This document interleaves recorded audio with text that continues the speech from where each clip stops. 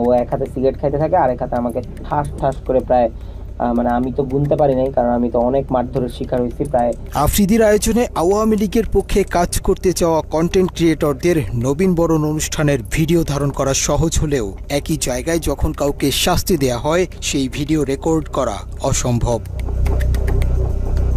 তৌহিদ আফ্রিদির নির্মম নির্যাতনের শিকার ব্লগারদের মধ্যে সবচেয়ে বেশি নির্যাতিত হয়েছেন সায়েম। তুচ্ছ ঘটনাকে কেন্দ্র করে সায়েমকে প্রধানমন্ত্রী কার্যালয়ের পাশে ইসিবি চত্বরের একটি ভবনে নিয়ে নির্মম নির্যাতন করা হয়।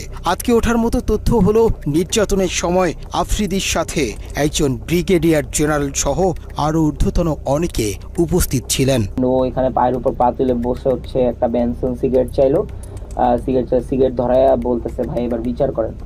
তো ওইখানে ব্রিগেডিয়ার জেনারেল কবির থেকে স্টার্ট করে কয়েকজন ছিলেন এবং ওখানে বলতেছিলেন যে বাকি এটা হচ্ছে ইসিবি চত্বরের ওয়াসি টাওয়ার।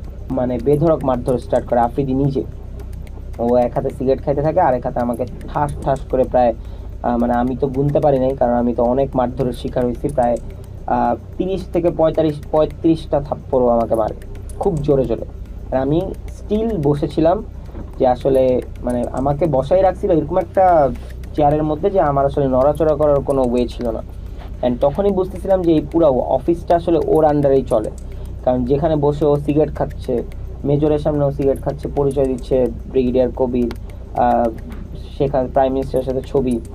অ্যান্ড আমাকে বলতেছে এখানে অনেক এমপিরা এসে মারধরের শিকার হয়, মাইক খেয়ে যায়, এরপরে ওদের শিক্ষা হয়, আর যদি শিক্ষা না হয় তাহলে গুম করে দেওয়া হয়। তো এরপর থেকে আসলে আমরা জিম্মি হয়ে যাই যে ও তো এরকম একটা বাজে ভিডিও আমাদের করে রাখছে।